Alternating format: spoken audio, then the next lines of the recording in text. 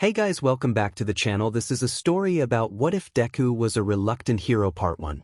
If you guys enjoy this What If and want to see Part 2, comment down below and let me know before I start. Please do support for more awesome content and leave a like, and don't forget to subscribe to my channel and also share this video with your friends and check out the description in my playlist.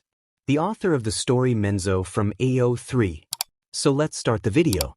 However, you need to be realistic, kid.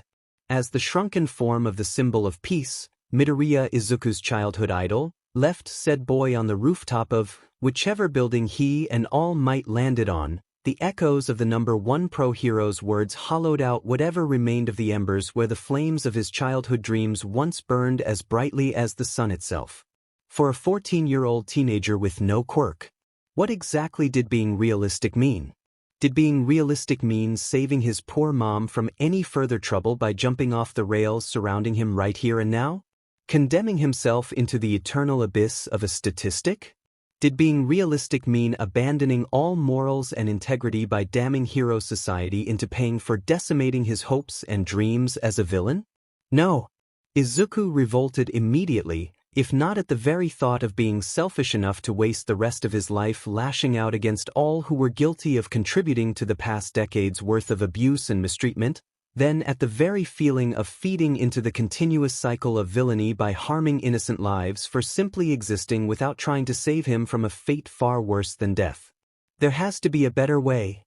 Yet, a better way at what exactly? As Izuku began making his way back down to the streets, the intensity of his thoughts tuning out all feelings of the world existing beyond his body with each progressive step made down the seemingly endless flights of stairs. In the same vein of rules which technically allowed the Quirkless to join UA's hero course, Japan's most up-to-date anti-vigilantism laws also technically allowed the Quirkless to act as vigilantes. Just as long as such citizens abide by the infamously strict no public quirk usage without a license law, ironically set by the Hero Public Safety Commission, HPSC, and even more ironically approved by the World Heroes Association, WHA. So while there's nothing that can technically stop Izuku from pursuing vigilantism, ภิwari Koichi, formerly known as the Vigilante, the hauler of the infamous Naruhata Vigilantes group, currently known as the Skycrawler, one of a various number of sidekicks to America's own former #1 pro hero, Captain Celebrity, presents an incredibly difficult moral dilemma regarding the path towards heroics. While Izuku had always been an avid follower of the news channels, especially when they spoke about heroes, which was pretty much all the time, given Japan's economic reliance on the economy of pro heroes, never once had they really given a vigilante the time of day, unless it was to say something along the lines of, "It's illegal to use your quirks in public to do what the heroes do. Arrest them immediately. Don't be like them kids." This was new. And exciting.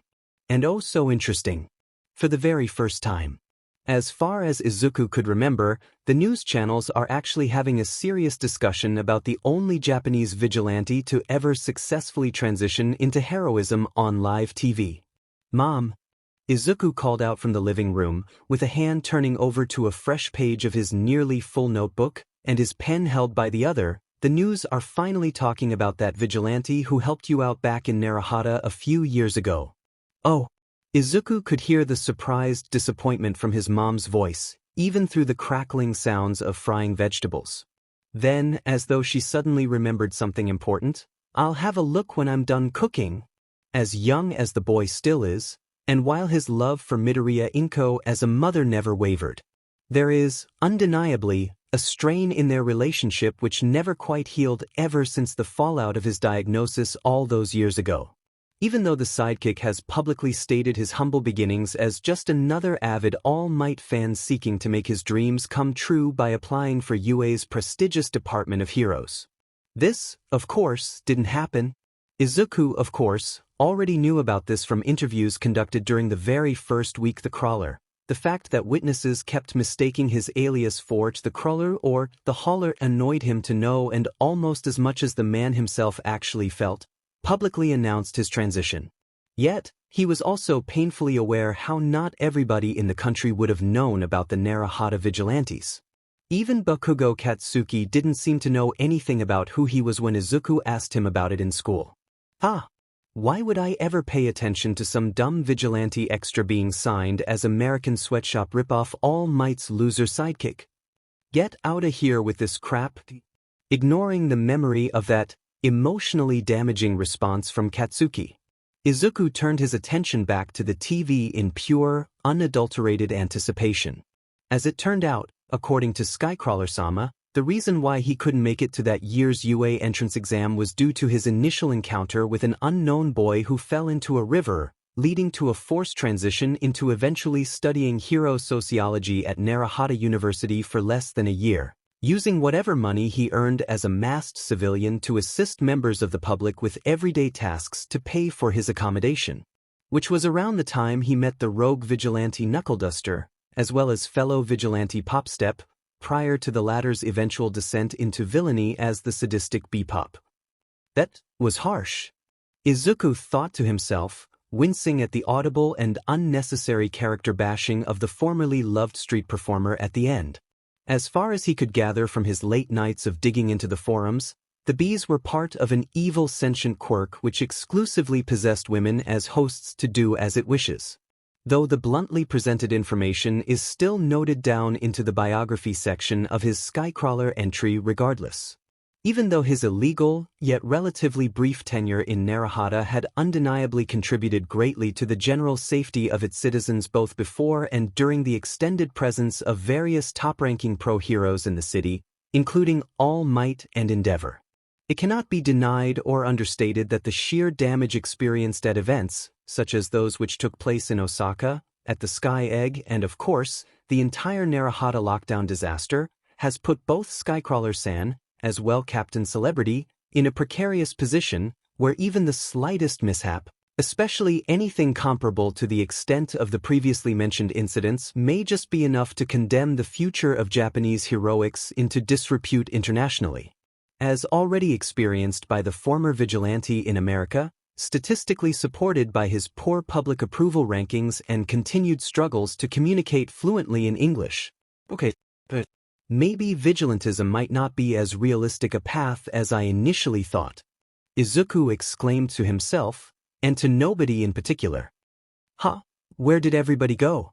As though somebody were listening to the dialogue occurring within Izuku's mind, a sudden explosion erupted from across the mostly empty streets. Looking to the left side of where he stood, Izuku could see a crowd had already formed near where the piercing sound had came from. Deep within Tatooine Shopping Street, the unyielding temptation to cross the road to check out what happened briefly flashed in his mind. And just as Izuku is about to walk past the last barrier leading to the crosswalk, the reality of All Might's words resurfaced to freeze the boy exactly where he stood. "What am I doing?" asked Izuku, as though he were physically facing himself, with tears beginning to form in his eyes again. Even the best of the best said it. Taking the moment of reprieve his doubts had graciously granted him, Izuku brought a wrist up to his nose to repress a sniffle. "Don't cry." The boy berated to himself, "You knew already, right? This is reality." The reality Izuku faced would be a dark and arduous path. And there's no easy answer as to how he makes it to the other end.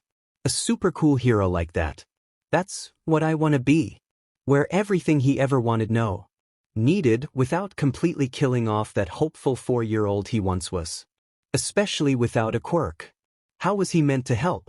His remaining bit of hope was left behind on that damned rooftop.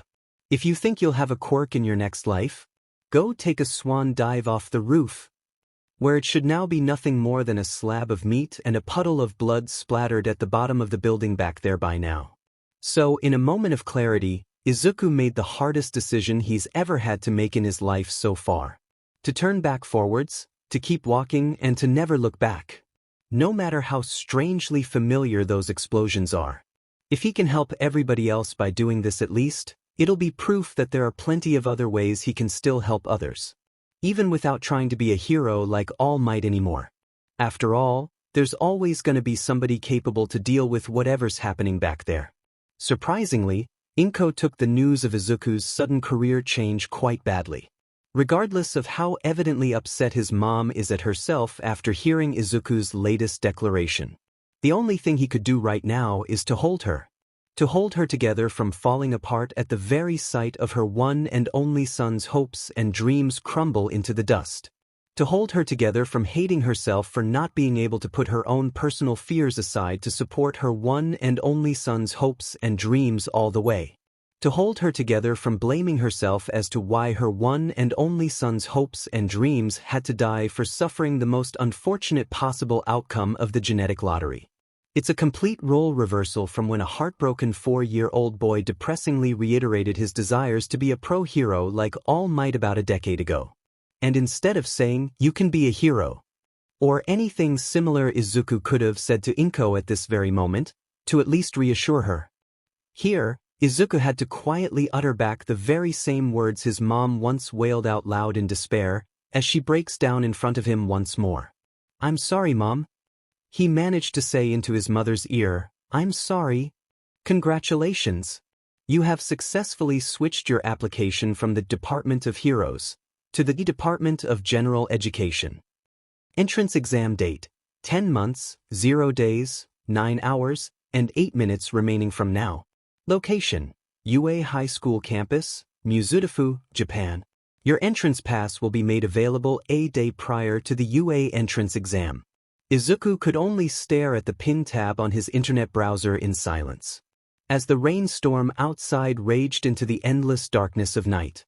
With the final remaining remnant of his hopes and dreams now dead and buried for good, the only thing the boy can do is cradle his knees to his chin and reflect on his life choices as he sat quietly on his chair over the melancholic hums of the music playing on his speakers.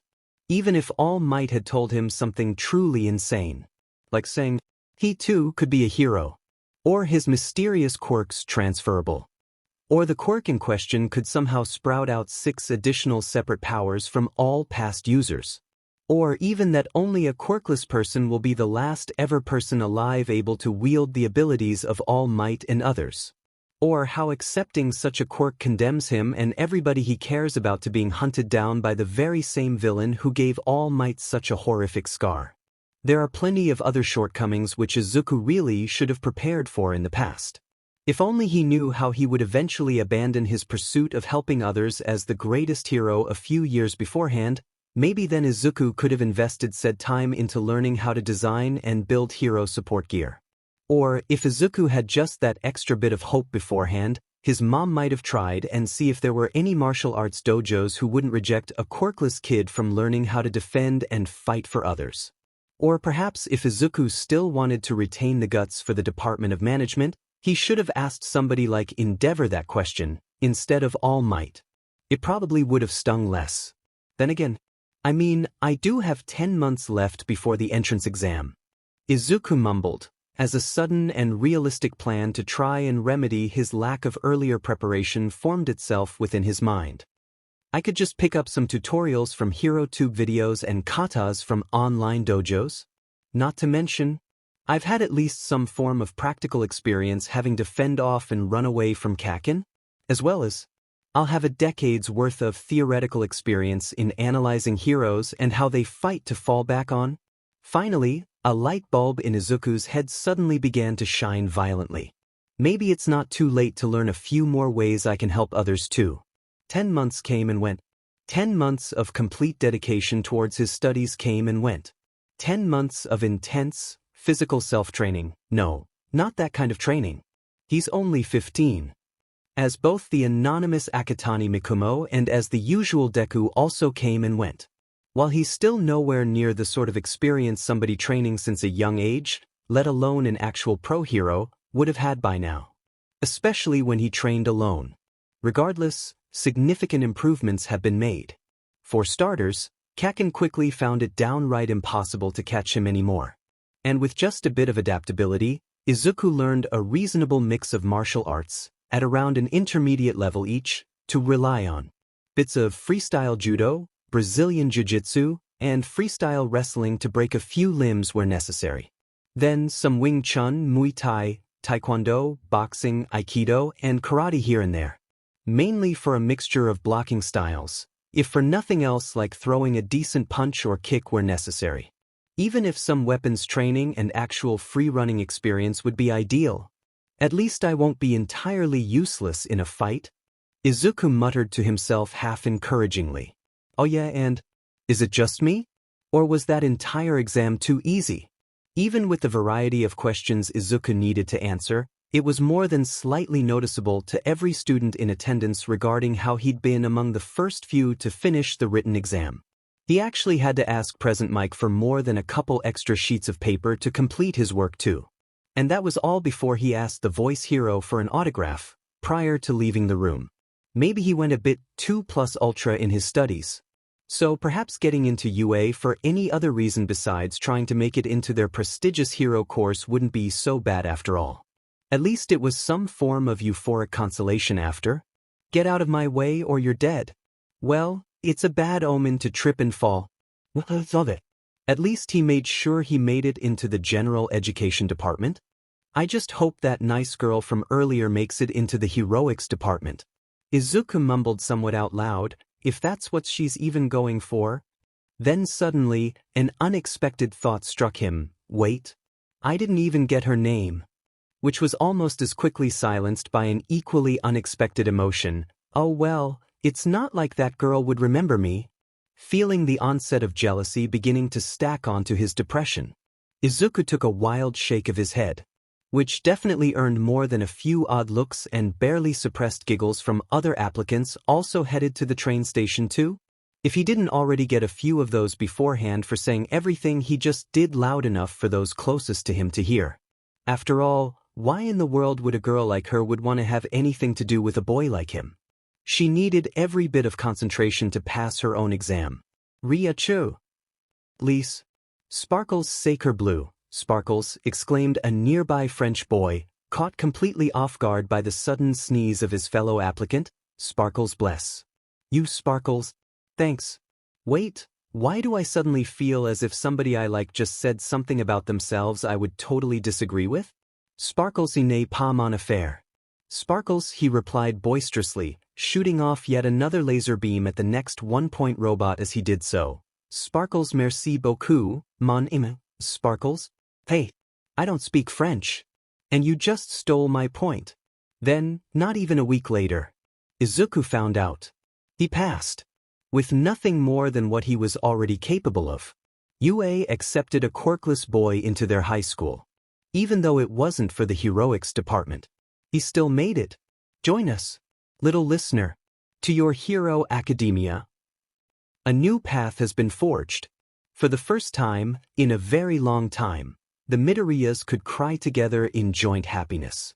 It's because I knew, Izuku tried to say through the tears, that I tried so damned hard, so hard not to see, to ignore reality, that by the time I stopped ignoring what I could do, I proved that I can do it, even without a quirk. I am a... Here. Is something wrong, Toshinori? Are you coming down with the seasonal flu, perhaps? Can't explain it, Mirai. I feel as though I might have missed the opportunity of a lifetime, for some weird reason. It's probably not that serious. Besides, young Togata should be an excellent successor to inherit one for all, OFA. Hi, my name is Midoriya Izuku. I'm Quirkless. For many, the end of any potential to be friends with a certain group of people came after a nasty confrontation, or the end of their time at a specific institution, or even after the years spent apart. For the current generation of quirkless kids, it came during the social introductions. The very second Izuku made those damned words audible, he practically signed away the contract to an extremely unfulfilling social life. Sure, UA are notorious for their anti-bullying rules. Though hardly anybody really speaks about the leniency shown towards said set of rules on the road to making it into UA. Prime example? 𝐎𝐪𝐴 Junior High. Oh wow. These are some incredible notes on 𝗵𝗃, a student with rocky hands exclaimed in awe, as his eyes widened further with every word and paragraph read. I bet I could actually have a chance at fighting her with these. Izuku could merely wrap his face with his arms to hide his own blush. Kaken should be here soon. It's just a hobby of 𝗵𝗄 during my spare tea time. I'm sure it's not tea that impressive.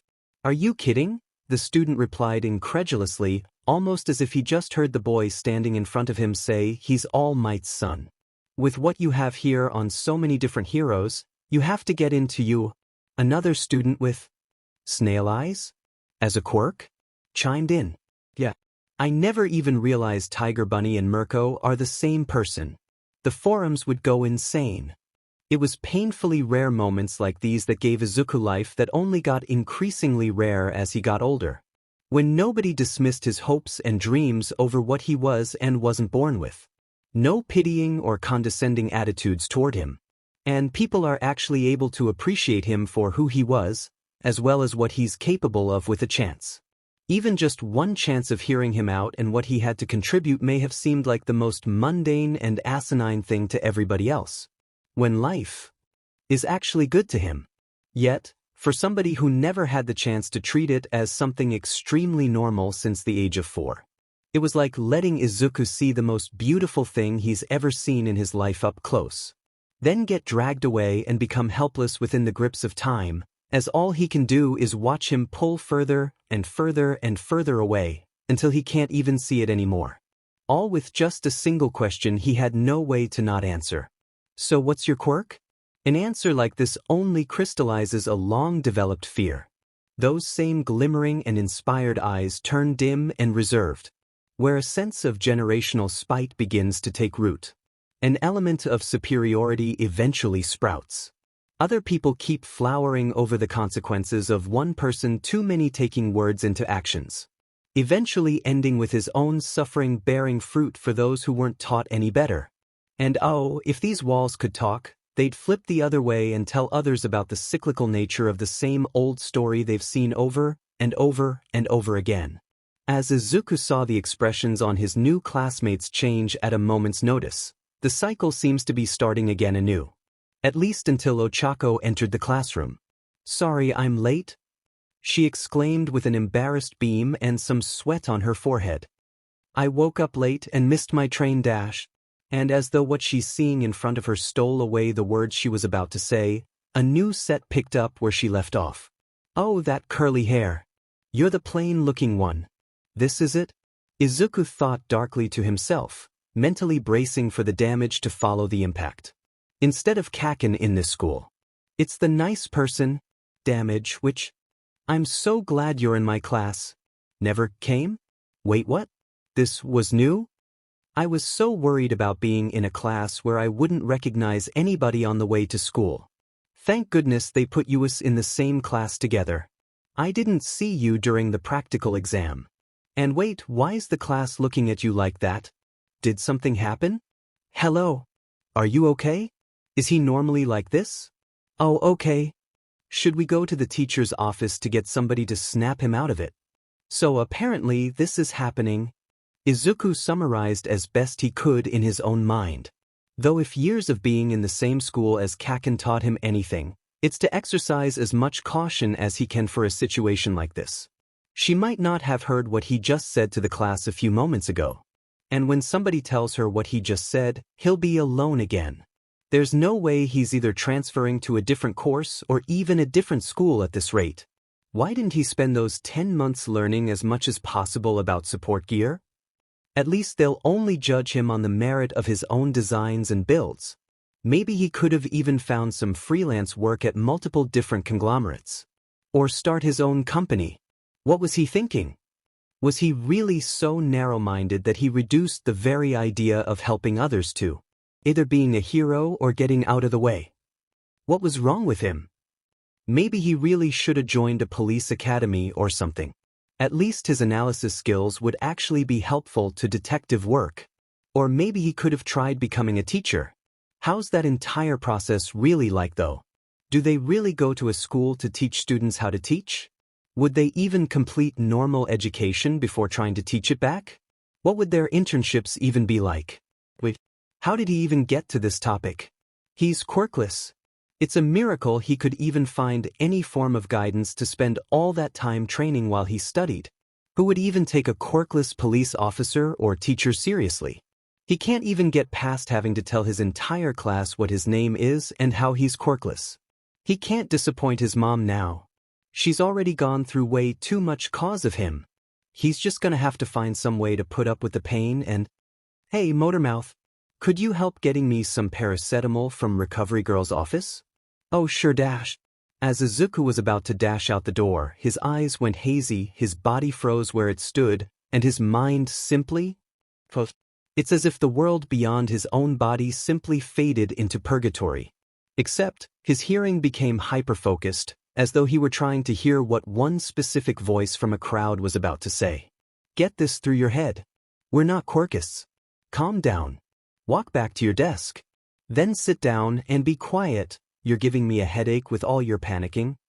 When Izuku returned to consciousness, that nice girl wasn't standing in front of him anymore. Heck, he wasn't standing anymore. Back at his desk? When did he walk back to his seat? The last thing Izuku remembered was getting ready to dash out of the classroom to get that boy some para. Did that indigo-haired boy's quirk make him do this? And why are most of the class looking at him right now? Don't make me use my quirk again. The familiar voice of said boy sighed in exhaustion. It's way too early in the morning for me to keep shutting that motor mouth of yours back up every time you're about to panic. Izuku turned around to face the boy in question, half in shame for giving him so much trouble at this time, and half in curiosity about how his quirk worked. Though the latter's gonna need to take a back seat for now. I'm so sorry. I didn't mean to cause you this much trouble. I'm usually better at controlling myself than that dash. Seriously. It's fine, the boy said with a dismissive wave of his hand. Did the part about none of us being quirkists not get through to you? No. I heard it loud and clear. I just didn't want to dash, Izuku managed to stammer back, before another thought interrupted the words about to spill out of his mouth. Wait, who are you? And how did you know I was panicking? Shinso Hitoshi. Quirk, brainwashing, it only works when you respond to me verbally. Don't look so surprised, everybody always asks afterwards. Even a fly on the wall would have noticed how obviously you were panicking after your social introduction. You went from being deathly silent to mumbling at formula racing speeds. And before you ask, I only heard the bit you said about your mom. Now turn back around and let me sleep before Sensei arrives. Without a moment's hesitation, and without Hitoshi having to use his quirk, Izuku complied and quickly turned back forwards. Pulling his notebook and pen out of his pockets, Izuku got to writing with what information Hitoshi gave him. If not to escape the incredibly awkward tension he caused into the air, then to at least start with what he already knew at this very second. That entire interaction was something. Alright, Izuku might have had his expectations thrown straight out of the nearest window when the nice girl walked in. Though that still doesn't mean he's completely clear just yet. 'Cause even if he's somehow got at least one other classmate who might be, sorta, nice to him, Izuku's far too wary of the fact he's got 18 other classmates to try getting along with. All 18 of whom are still staring right at him, much to Izuku's horror/joy/confusion, as he shifted his gaze back down to his notebook almost as quickly as he did upwards to survey his surroundings to begin with. Hey, Midoriya, right? Speaking of right, Izuku slowly turns to the person sitting to his right.